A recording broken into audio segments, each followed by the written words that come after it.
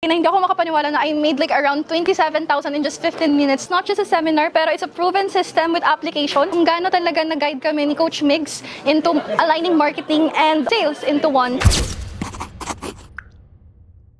I'm Jane, also known as Jane Digitals, and I sell digital products on Etsy, Rocket PH, and social media.